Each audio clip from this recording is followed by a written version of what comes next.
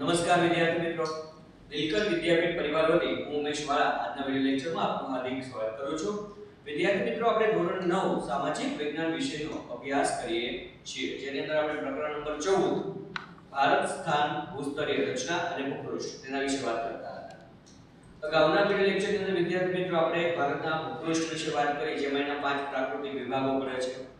ત્યારબાદ આપણે ખડક વિશે વાત કરી કે ભાઈ અલગ અલગ ખનિજો છે, જુદા જુદા ખનિજો છે, એના જે સંગઠિત પદાર્થોને ખડક કહે છે. ખડકો 3 પ્રકારના હોય છે, જેમાં આપણે વાત કરી કે આગ્નેય ખડકો, પ્રસ્તર ખડકો અને રૂપાંતરિત ખડકો. આજે એ જે વિભિન્ન ખડકો છે એમાંથી કેટલીક પ્રક્રિયા દ્વારા જે ખનિજો પ્રાપ્ત થાય છે એ ખનિજો વિશે આજના વિડિયો લેક્ચરમાં આપણે અભ્યાસ કરવાનો છે. તો ચાલો જોઈએ વિદ્યાર્થી મિત્રો, ખનિજો વિશે આજના વિડિયો લેક્ચરમાં આપણે અભ્યાસ કરીએ કે ખનિજો.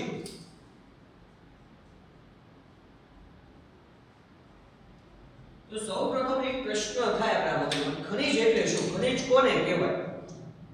તો ખનિજ એટલે શું? તો કે કુદરતી કાર્બનિક અને અકાર્બનિક પ્રક્રિયાથી તૈયાર થતા અમુક ચોક્કસ રાસાયણિક બંધારણ ધરાવતા પદાર્થને આપણે ખનિજ કહીએ છીએ. સમજીએ. કુદરતી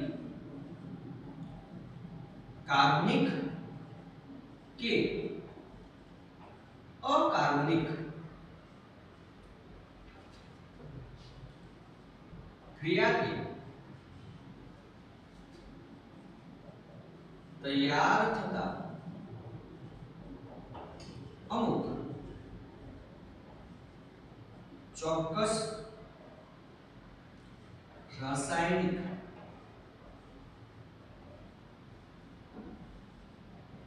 બંધારણ ધરાવતા પદાર્થને ખનિજ કહે છે. ખાસ વિદ્યાર્થી મિત્રો સમજવા જેવું છે કે કુદરતી રીતે આપણે જેમ કે કોલસો કેવી રીતે બને, સામાન્ય વાત કરીએ, કોલસો છે એ હજારો વર્ષો પહેલા પૃથ્વી ઉપર કેટલીક ભૂસંચલનની પ્રક્રિયા થઈ હશે અને વનરાજી છે એટલે કે વૃક્ષો છે, પ્રાણીઓ છે એ જમીન ઉપર પડી ગયા અને મરી ગયા. એના ઉપર ધીમે ધીમે માટીના પડ જામતા ગયા અને એની અંદર જેમાં કાર્બન તત્વ હતું એનું કાર્બનિક રૂપાંતર થયું અને જેમાં કાર્બન ન હતું એનું અકાર્બનિક રીતે રૂપાંતર થયું અને કેટલાક પદાર્થોની રચના થઈ જે ચોક્કસ પ્રકારનું રાસાયણિક બંધારણ ધરાવતા હતા. એને આપણે શું કહીએ છીએ? ખનિજ કહીએ છીએ. તો એ જ કીધું છે કે કુદરતી રીતે કાર્બનિક મતલબ જેમાં કાર્બન ક્રિયા દ્વારા થયો હોય, કાર્બન તત્વ હોય અને એમાંથી પ્રક્રિયા થઈ હોય તેવું, અને અકાર્બનિક જેમાં કાર્બન તત્વ ના હોય. તો કુદરતી કાર્બનિક કે અકાર્બનિક ક્રિયાથી, કાર્બન દ્વારા અને અકાર્બન એટલે કાર્બન વિનાની ક્રિયાથી તૈયાર થતા અમુક ચોક્કસ રાસાયણિક બંધારણ ધરાવતા, કે જો દરેકનું રાસાયણિક બંધારણ જુદું જુદું છે, લોખંડ હોય, મેંગેનીઝ હોય, સીસુ હોય, તાંબુ હોય, જસત હોય, કલાય હોય, જો બધું એક સરખું નહીં દેખાય, બધા એક સરખા પણ નહીં હોય, મજબૂતી પણ સરખી નહીં હોય, સમજાય છે, ગુણધર્મો પણ સરખા નહીં હોય. તો કુદરતી કાર્બનિક કે અકાર્બનિક ક્રિયાથી તૈયાર થતા ચોક્કસ રાસાયણિક બંધારણ ધરાવતા પદાર્થને આપણે શું કહીએ છીએ? ખનિજ કહીએ છીએ. હવે ખનિજો છે એ ખનિજો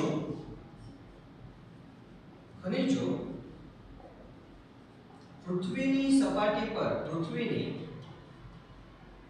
સપાટી કે પેટાળમાં ઘન, પ્રવાહી કે વાયુ સ્વરૂપમાં પ્રાપ્ત થાય છે. કે પૃથ્વીની સપાટી કે પેટાળમાંથી જે ખનિજો આપણને મળે છે, પૃથ્વીના સપાટી એટલે ઉપરના ભાગમાંથી અથવા પેટાળમાંથી જે ખનિજો આપણને મળે છે એ ઘન, પ્રવાહી અને વાયુ. ઘન એટલે મજબૂત પથ્થર જેવા સ્વરૂપમાં, પ્રવાહી એટલે પાણી જેવા સ્વરૂપમાં, અને વાયુ એટલે આપણે જાણીએ છીએ કે વરાળ કે વાયુ એટલે તમને ખબર છે વરાળ જેવી સ્વરૂપ હોય તેવા સ્વરૂપમાં આપણને જોવા મળે છે. હવે આ જે ઘન પ્રવાહી વાયુ સ્વરૂપમાં મળે છે એ કયા આધારે રચાય છે? તો કે પૃથ્વી છે એ પૃથ્વીની સપાટીની ભૂસ્તરીય રચના કેવી રીતે થઈ એના આધારે ખનિજો છે એ બને છે. આપણે એ લખી શકીએ ખનિજો પૃથ્વીની ભૂસ્તરીય રચના પર આધાર રાખે છે. કે ભાઈ ખનિજો કેવી રીતે બન્યા, કેવી રીતે ઘન બન્યા, પ્રવાહી બન્યા કે વાયુ બન્યા, એ જે એનું સ્વરૂપ છે, એનો બનવાની પ્રક્રિયા છે, એ પૃથ્વીની જે ભૂસ્તરીય રચના છે એટલે કે પૃથ્વીનું જે પડ છે, પૃથ્વી કેવી રીતે બની, એના સ્તર કેવી રીતે નિર્માણ પામ્યા, એના ઉપર ખનિજો આધાર રાખે છે. આપણે અહીંયા વાત કરીએ, અગાઉ ભણી ગયા છે આપણે આગ્નેય ખડકો, પ્રસ્તર ખડકો અને રૂપાંતરિત ખડક. ખડક ત્રણ પ્રકારના હોય. આગ્નેય ખડક આપણે સમજીએ પહેલા.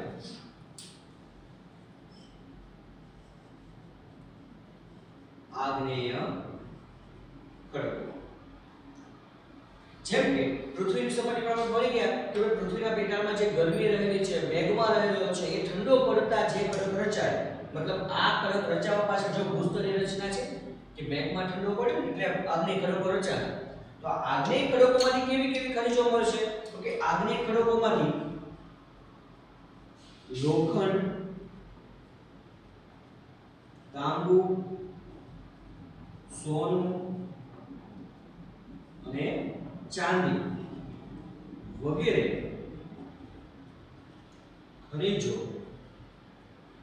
મળે છે. કે આગ્નેય ખડકોમાંથી લોખંડ, તાંબુ, સોનું, ચાંદી, જસત વગેરે વગેરે ખનિજો છે એ આગ્નેય ખડકોમાંથી પ્રાપ્ત થાય. મતલબ જો પૃથ્વીની ભૂસ્તરીય રચના આગ્નેય ખડક પ્રકારની હોય તો તેમાંથી લોખંડ, તાંબુ, સોનું, ચાંદી, જસત વગેરે જેવી ખનિજો પ્રાપ્ત થાય છે. આપણે બીજી વાત કરીએ આગળ વિદ્યાર્થી મિત્રો કે પ્રસ્તર પ્રકારની હોય તો પ્રસ્તર ખડકની વાત કરીએ. પ્રસ્તર ખડક કે જો પ્રસ્તર ખડકોમાંથી આપણે બને પૃથ્વીની ભૂસ્તરીય રચના પ્રસ્તર ખડકો પ્રકારની હોય તો તેમાંથી આપણને કોલસો, ખનિજ તેલ અને કુદરતી વાયુ વગેરે ખનિજો પ્રાપ્ત થાય છે. કે પ્રસ્તર પ્રકારની ભૂસ્તરીય રચના હોય તો કોલસો છે, ખનિજ તેલ છે, કુદરતી વાયુ છે વગેરે આપણને મળે છે તેમાંથી. પછી એક આપણે ખડકનો પ્રકાર જોયો તો કયો? તો કે રૂપાંતરિત ખડક. રૂપાંતરિત ખડકો કે રૂપાંતરિત ખડકો હોય તો એમાંથી કેવા પ્રકારની ખનિજો મળે છે? તો આપણે વાત કરીએ કે રૂપાંતરિત ખડકોમાંથી હીરા, સ્લેટ, આરસ પહાણ વગેરે ખનિજો પ્રાપ્ત થાય છે. કે હીરા છે, સ્લેટ છે, આરસ પહાણ છે, ક્વાર્ટઝાઇટ છે વગેરે રૂપાંતરિત ખડકો છે એ પ્રકારની ભૂસ્તરીય રચના હોય તો આપણને આ બધી ખનિજો પ્રાપ્ત થાય છે. આપણે સામાન્ય રીતે ખનિજોનું વર્ગીકરણ આમ તો કરવું અઘરું છે. ખનિજોનું વર્ગીકરણ કરવું કેવું છે? અઘરું છે. એટલે ખનિજોનું વર્ગીકરણ એટલે શું? તો કે આપણે ઘણા પ્રકારની કેટલીક ખનિજો એવી હોય જે ધાતુ સ્વરૂપે હોય. તમે વિજ્ઞાનમાં ભણી ગયા છો લોખંડ, તાંબુ, જસત ને બધું કેવી છે? ધાતુ સ્વરૂપે છે. જ્યારે કેટલીક ખનિજો એવી હોય કે જે ધાતુ ના હોય, જેમ કે ચૂનો હોય, ચોક હોય, એસ્બેસ્ટોસ છે, ફ્લોસ્પાર છે, જીપ્સમ, જીરોડી છે, બરાબર? હીરો છે, અહીંયા આપણે વાત કરીએ હીરો છે, ધાતુ નથી. ખનિજ છે પણ ધાતુ નથી. આરસપાન છે, ખનિજ છે, ધાતુ નથી. સમજે છે કે કોલસો છે, ખનિજ છે, ધાતુ નથી. તો એને અલગ અલગ સ્વરૂપે વર્ગીકરણ કરવામાં આવ્યું છે. તો આપણે અહીંયા એનું ખનિજોનું વર્ગીકરણ જોઈએ વિદ્યાર્થી મિત્રો. ખનિજોનું વર્ગીકરણ ખાસ આપણે આપણા રોજિંદા જીવનમાં લગભગ 200 જેટલી ખનિજો છે એનો આપણે સીધી અથવા આરટીપીનો ઉપયોગ કરતા છું. આપણા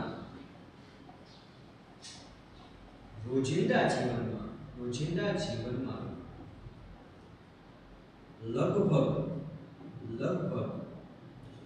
200 જેટલી ખનિજોનો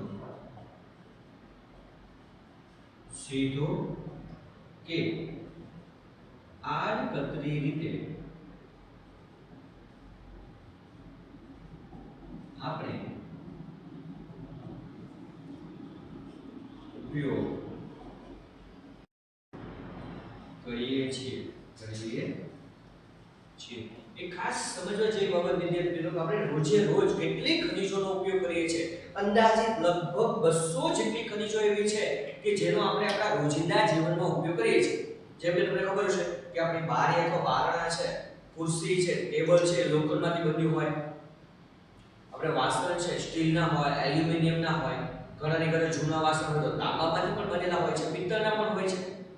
આપણે ઘરેણા પહેરીએ છીએ સોના ચાંદીના, ખનિજો જ છે વિદ્યાર્થી મિત્રો. બરાબર. આ ઉપરાંત આપણે વાત કરીએ તો કે જે સિમેન્ટનો ઉપયોગ કરીએ છીએ, સિમેન્ટ બનાવવા માટે પણ ચૂનાના ખડકની જરૂર પડે છે. તો આડકતરી રીતે, સીધા નહીં, પ્રત્યક્ષ નહીં પણ પરોક્ષ રીતે.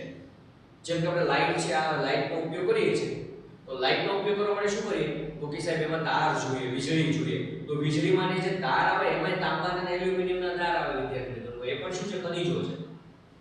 તો આવી આપણે સીધી અથવા પ્રત્યક્ષ અથવા પરોક્ષ રીતે, તમારા પર માર્કર છે જો અહીંયા પણ એક એલ્યુમિનિયમ છે. સીધો અથવા પરોક્ષ રીતે, મતલબ પ્રત્યક્ષ અથવા પરોક્ષ રીતે આપણે 200 જેટલી ખનિજોનો ઉપયોગ આપણા રોજિંદા વ્યવહારમાં કરીએ છીએ. ખનિજોનું સર્વમાન્ય વર્ગીકરણ શક્ય નથી. ખનિજોનું સર્વમાન્ય વર્ગીકરણ શક્ય નથી. કે ભાઈ ખનિજોનું આપણે વર્ગીકરણ કરીએ તો એમાં બધાને માન્ય હોય એવું વર્ગીકરણ શક્ય નથી. પરંતુ સામાન્ય રીતે આપણે વાત કરીએ, સામાન્ય રીતે તેનું વર્ગીકરણ આ મુજબ છે. હવે સાહેબ આ મુજબ એટલે કઈ મુજબ આપણે એને સમજીએ છીએ, એની વાત કરીએ છીએ કે સામાન્ય રીતે ખનિજોનું વર્ગીકરણ આપણે જોઈએ તો આ મુજબ. તો ખનિજોને 3 વિભાગમાં વહેંચવામાં આવે છે. 3 એટલે કયા? પહેલું ધાતુમય ખનિજ.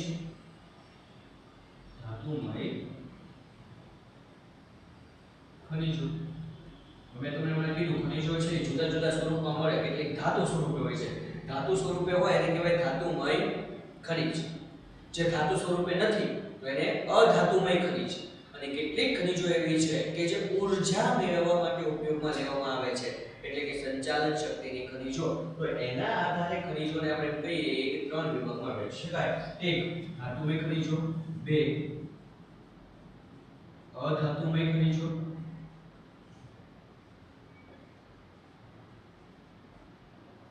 અને 3 સંચાલન શક્તિ માટે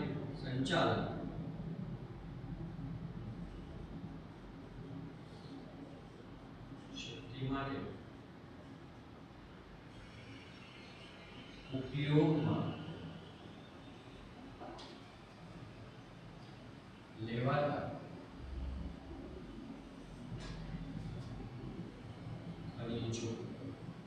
સંચાલન શક્તિ માટે ઉપયોગમાં લેવાતા ખનિજો. ચાલો જોઈએ વિદ્યાર્થી મિત્રો, 3 ખનિજો વિશે આપણે માહિતી મેળવી. કોને આપણે ધાતુમય ખનિજ કહીશું, કોને અધાતુમય ખનિજ કહીશું અને કોને સંચાલન શક્તિ માટે ઉપયોગમાં લેવાતા ખનિજો તો સમજશું. એના વિશે આપણે જોઈએ તો પહેલું ધાતુમય ખનિજો. પહેલું છે ધાતુમય ખનિજો. ધાતુમય ખનિજોના પણ 4 પેટા પ્રકાર છે. ધાતુમય ખનિજના પણ 4 પેટા પ્રકાર છે.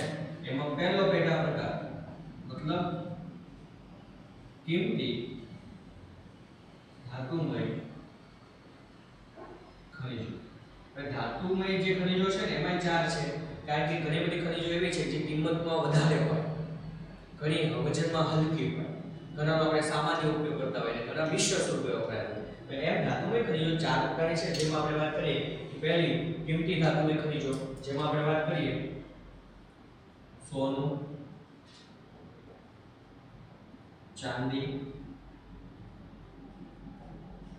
પ્લેટિનમ વગેરે નો સમાવેશ થાય છે. આ બધી જે ખનિજો છે આપણે જાણીએ છીએ કે એની કિંમત કેવી છે વધારે. આપણે તમે ન્યૂઝપેપર વાંચતા હો, છાપો વાંચતા હો તો તમને ખબર છે સોના ચાંદીના ભાવ છે એમના બહુ જ વધ્યા છે.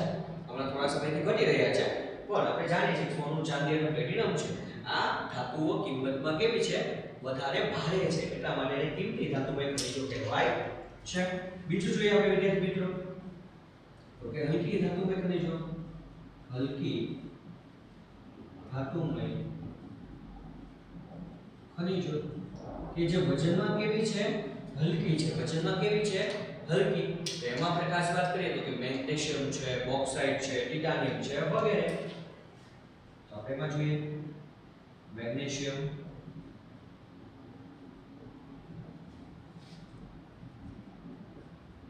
બોક્સાઇટ, ટિટાનિયમ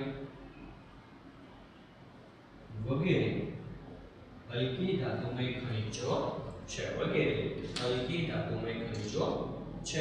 વજનમાં કેવી છે આ બધી ખનિજો હલકી છે, એટલે એને હલકી ધાતુમય ખનિજો કહેવાય છે. ત્રીજી જોઈએ સામાન્ય ઉપયોગમાં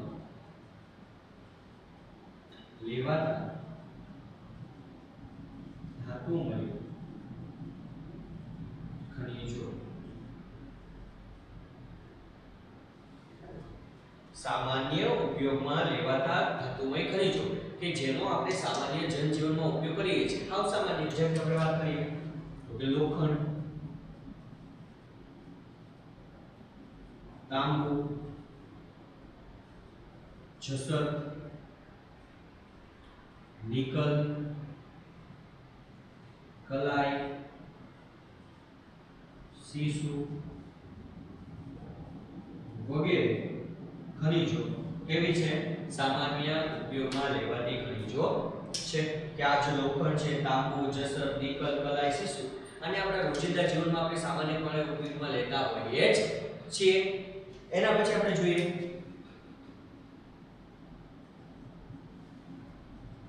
ચોથો પેટા પ્રકાર. એ કયો છે તો કે મિશ્ર ધાતુ રૂપે.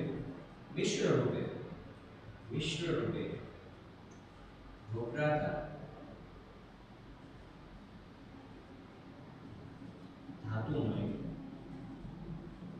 ખનિજો જેનો મિશ્રણમાં ઉપયોગ કરીએ. મિશ્રણ એટલે બે ધાતુઓના મિશ્રણમાં અને એમાંથી કંઈક અલગ બનાવવામાં આવે મિશ્રણ રૂપે. જેમ કે લોખંડ છે એ લોખંડમાં મેંગેનીઝ ઉમેરવામાં આવે. જો મિશ્ર રૂપે લોખંડની અંદર મેંગેનીઝ ઉમેરવામાં આવે તો એમાંથી પોલાદ બને.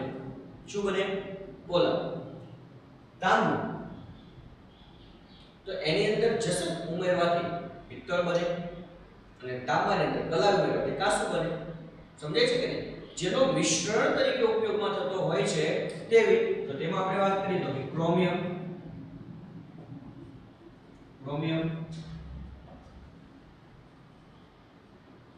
મેંગેનીઝ,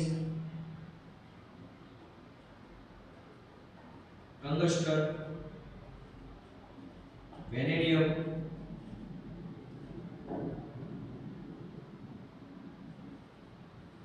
વગેરે ખનિજો. કે ખાસ ક્રોમિયમ છે, મેંગેનીઝ છે, ટંગસ્ટન છે, વેનેડિયમ છે, આ બધી જ ખનિજો એવી છે કે જેને મિશ્રણ કરવા માટે ઉપયોગમાં લેવાય છે. એના પછી આપણે વિદ્યાર્થી વાત કરીએ કે આપણે ધાતુમય ખનિજ જોઈ એના ચાર પેટા પ્રકાર જોયા. કિંમતી ધાતુમય ખનિજો, સોનું, ચાંદી, પ્લેટિનમ, હલકી ધાતુમય ખનિજો, મેગ્નેશિયમ, બોક્સાઇટ, ટિટાનિયમ, સામાન્ય ઉપયોગમાં લેવાતી ખનિજો, લોખંડ, તાંબુ, જસત, નિકલ, કલાઈ વગેરે અને મિશ્ર રૂપે વપરાતા ધાતુમય ખનિજો ક્રોમિયમ, મેંગેનીઝ, ટંગસ્ટન અને વેનેડિયમ. આપણે પહેલા ધાતુમય ખનિજ જોયા. હવે આપણે અધાતુમય ખનિજોની વાત કરીએ. તો બીજો પ્રકાર જોઈએ ખનિજોમાં અધાતુમય ખનિજો. અધાતુમય ખનિજો એટલે આપણે સમજ્યા કેવી ખનિજો કે જે ધાતુ સ્વરૂપે નથી. તો ખાસ આપણે વાત કરીએ તો જોઈએ તો જે ધાતુ સ્વરૂપે ન હોય એવું કેવું તો કે ચૂનાના પથ્થર, ચૂના ખડક, પથ્થર અથવા ખડક, ચૂના ખડક, ચૂનાનો ખડક છે, ચૂનાનો પથ્થર જોયો છે તમે કેવો હોય? ધાતુ હોય ના હોય, પથ્થર સ્વરૂપે હોય, બરાબર? ત્યારબાદ આપણે વાત કરીએ ચોક. ચોક તો તમે જોયો હશે, જોયો છે ને? હા, ચોક. પછી એવી રીતે એસ્બેસ્ટોસ, એસ્બેસ્ટોસ, અબ્રક, ફ્લોરસ્પાર, જીપ્સમ એટલે કે જીરોડી,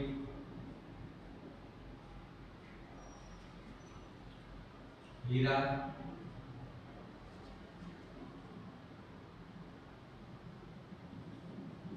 સલ્ફર વગેરે વગેરે. કે આ બધી જે ખનિજો એવી છે કે જે ખનિજ છે, જે ખનિજ છે પરંતુ ધાતુ સ્વરૂપે નથી, પરંતુ ધાતુ સ્વરૂપે નથી. આપણે અહીંયા આગળ જોયું કે આ બધી ખનિજો છે ને ધાતુ સ્વરૂપે છે. કેવા સ્વરૂપે છે? ધાતુ સ્વરૂપે. જ્યારે અહીંયા અધાતુમય ખનિજોમાં આપણે ચૂનાના પથ્થરની વાત કરીએ તો એ ધાતુ નથી, ચોક ધાતુ નથી, એસ્બેસ્ટોસ તમે જોયું નથી, બરાબર? અને ધાતુ નથી. અબ્રક છે એ એકદમ આપણે કહીએ કે તમે કાંસું જોયું ને તો કાંસા જેવું હોય, પણ એ ધાતુ સ્વરૂપ ના હોય. ફ્લોરસ્પાર, ત્યારબાદ જીપ્સમ, હીરો. હીરો તો તમને ખબર છે પથ્થર સ્વરૂપે છે. સૌથી એમ કે મજબૂત ખનિજ હોય, પથ્થર હોય તો હીરો છે, બરાબર?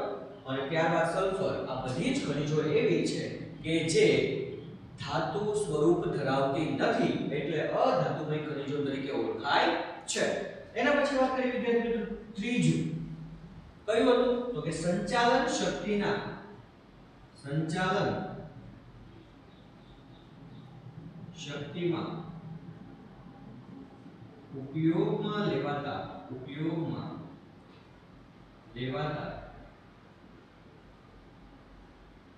ખનિજો.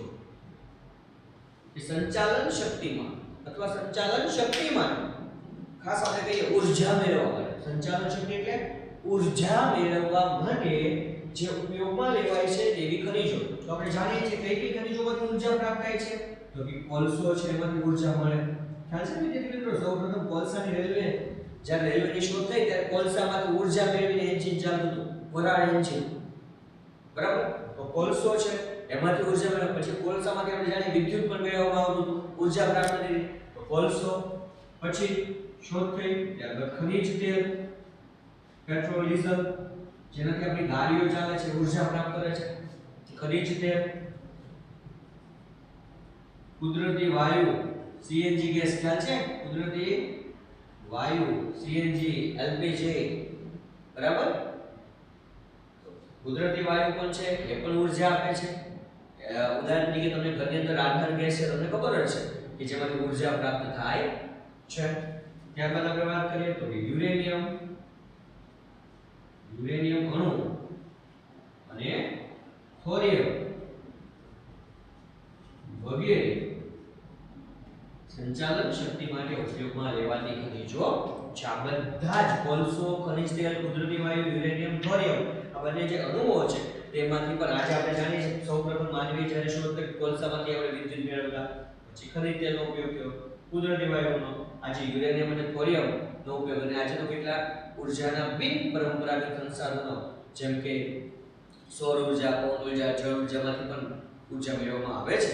પરંતુ અહીંયા આપણે જે પૃથ્વીના પેટાળમાંથી જે ખનિજો મળે છે એની વાત કરીએ છીએ. તો ખાસ પૃથ્વીના પેટાળમાંથી અથવા સપાટી પરથી પ્રાપ્ત થતા સંચાલન શક્તિ માટે ઉપયોગમાં લેવાતા ખનિજો એટલે કે કોલસો, ખનિજ તેલ, કુદરતી વાયુ, યુરેનિયમ અને થોરિયમ. તો વિદ્યાર્થી મિત્રો આપણે અહીંયા વાત કરી કે ભાઈ જે ખનિજો છે એનું સામાન્ય રીતે વર્ગીકરણ કરીએ તો ત્રણ રીતે વર્ગીકરણ થાય. એક ધાતુ સ્વરૂપે વપરાતી, બીજું અધાતુમય અને ત્રીજી સંચાલન શક્તિ માટે ઉપયોગમાં લેવાતી ખનિજો. અહીંયા આપણે મુખ્ય જે ખનિજો છે ખાસ કે ભારતમાંથી મુખ્ય ખનિજો અને તેનું ક્ષેત્રીય વિતરણ, કે આ ખનિજો ભારતના કયા કયા ક્ષેત્રો, કયા કયા રાજ્યોમાંથી પ્રાપ્ત થાય છે, કઈ ખનિજો ભારતમાંથી મળે છે. તો અહીંયા આપણે કોષ્ટકની અંદર અલગ અલગ રાજ્યોના નામ આપ્યા છે, ચડતા ઉતરતા ક્રમમાં આપ્યા છે. કે સૌથી વધારે, પછી ઓછું, પછી ઓછું, પછી ઓછું, ઓછું, ઉતરતો ક્રમ. બરાબર ને? ચડતો ક્રમ હોય તો વધારે દર્શાવે, ઉતરતો ક્રમ હોય તો ઓછું દર્શાવે. તો અહીંયા આપણે ઉતરતા ક્રમમાં બતાવ્યા છે કે ભાઈ અલગ અલગ ખનિજો અને કયા કયા રાજ્યોમાંથી વિશેષ પ્રાપ્ત થાય છે. તો ચાલો એનું જોઈએ કે મુખ્ય ખનિજો અને તેનું ક્ષેત્રીય વિતરણ. તો જોઈએ વિદ્યાર્થી મિત્રો, સૌપ્રથમ લોખંડ. તો લોખંડ કયા રાજ્યમાંથી પ્રાપ્ત થાય છે? તો કે ઝારખંડ, છત્તીસગઢ, આંધ્રપ્રદેશ, ગોવા, ઓડિશા, બિહાર, તમિલનાડુ, મહારાષ્ટ્ર, રાજસ્થાન, કર્ણાટક અને મધ્યપ્રદેશ. હવે અહીંયા મેં તમને ચડતા ક્રમમાં કીધું એટલે ઘણા કે સાહેબ લોખંડ તો સૌથી વધારે કર્ણાટકમાંથી મળે. સાચું છે ભાઈ. કાચું લોખંડ ભારતમાં સૌથી વધારે કર્ણાટકમાંથી પ્રાપ્ત થાય છે. ક્યાંથી પ્રાપ્ત થાય છે? કર્ણાટકમાંથી. 10માની અંદર આવશે કે ભારતમાં સૌથી વધારે લોખંડ ક્યાંથી પ્રાપ્ત થાય? કર્ણાટકમાંથી. અને ઝારખંડની અંદર લોખંડ ઉત્પાદન ઉદ્યોગ આવેલો છે. લોખંડ પોલાદ ઉત્પાદન ઉદ્યોગ, જમશેદજી ટાટા. બરાબર? ઝારખંડ ક્યાં આવેલું છે? ઝારખંડ. એટલે ઝારખંડ પણ એટલું જ મહત્વનું છે. આગળ વાત કરીએ વિદ્યાર્થી મિત્રો, મેંગેનીઝ. મેંગેનીઝ છે મિશ્ર ધાતુ છે. કર્ણાટક, ઓડિશા, મધ્યપ્રદેશ, મહારાષ્ટ્ર અને ગોવામાંથી આપણને પ્રાપ્ત થાય છે, મળી આવે છે. એના પછી તાંબુ. ખાસ વિદ્યાર્થી મિત્રો તમને ખબર છે તાંબાનો ઉપયોગ તો તમે જોયો હશે કે ભાઈ વિદ્યુતના સાધનો છે, તમામ વિદ્યુતને લગતા સાધનોની અંદર, કારણ કે જાણે જે તાંબુ છે વિદ્યુતનું સુવાહક છે, એટલે તમામ વિદ્યુતના સાધનની અંદર તાંબાનો ઉપયોગ થાય. બરાબર ને? આગળ જોઈએ ક્યાં ક્યાંથી મળે? તો કે ગુજરાતમાંથી, કર્ણાટક, આંધ્રપ્રદેશ, ઉત્તર પ્રદેશ, સિક્કિમ, મેઘાલય, મહારાષ્ટ્ર અને પશ્ચિમ બંગાળમાંથી તાંબુ છે એ વિશેષ મળી આવે છે. એના પછી બોક્સાઇટ. આ બોક્સાઇટ છે ને એ ફ્રાન્સનો એક લેક્સ બોક્સ નામનો પ્રદેશ છે. લેક્સ બોક્સ નામનો એક પ્રદેશ છે, ત્યાંથી મળી આવ્યું તો એટલે એનું નામ છે બોક્સાઇટ, ફ્રાન્સમાંથી.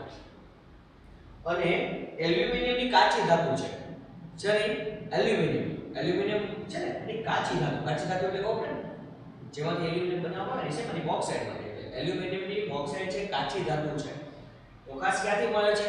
તો કે ઓડિશા, આંધ્રપ્રદેશ, છત્તીસગઢ, મહારાષ્ટ્ર, ઝારખંડ અને ગુજરાતમાંથી બોક્સાઇટ છે એ મળી આવે છે.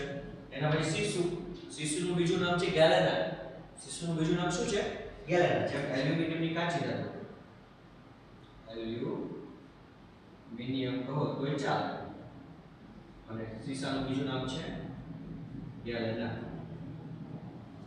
10માની અંદર મોસ્ટ એમ્પી સવાલ છે. સીસાના બીજા કયા નામથી ઓળખવામાં આવે? ગેલેના નામથી ઓળખવામાં આવે.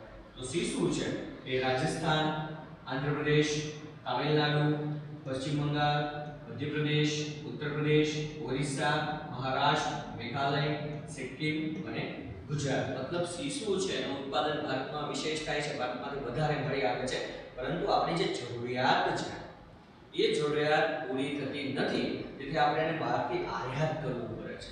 બહારથી શું કરવું પડે છે? આયાત કરવું પડે છે. એના પછી અબરક. અબરક તો આંધ્રપ્રદેશ, રાજસ્થાન, બિહાર અને ઝારખંડમાંથી આપણને અબરક છે એ મળી આવે છે. અને ત્યારબાદ ચૂના ખડક, તો કે મધ્યપ્રદેશ. ચૂના ખડક એટલે ચૂનાના પથ્થરો.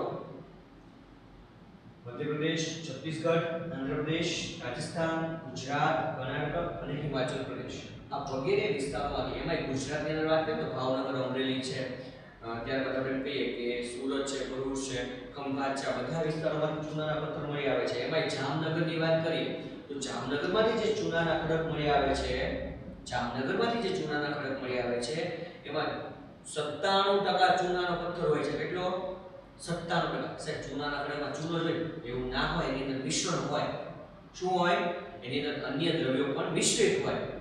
એટલે જામનગરમાંથી જે ચૂનાના ખડક મળી આવે છે એમાં 97% જે છે એમાં ચૂનાના તત્વો હોય છે. એટલે એક સારામાં સારો ચૂનાનો પથ્થર છે જામનગરમાંથી મળી આવે છે. તો વિદ્યાર્થી મિત્રો, આજના વિડિયો લેક્ચરની અંદર આપણે ખાસ વાત કરી તો આપણે ખનિજો વિશે વિસ્તૃત માહિતી મેળવી, જેમાં ખનિજની વ્યાખ્યા જોઈ કે કુદરતી કાર્બનિક અને અકાર્બનિક ક્રિયાથી તૈયાર થતા ચોક્કસ રાસાયણિક બંધારણ ધરાવતા પદાર્થને આપણે ખનિજ કહીએ છીએ.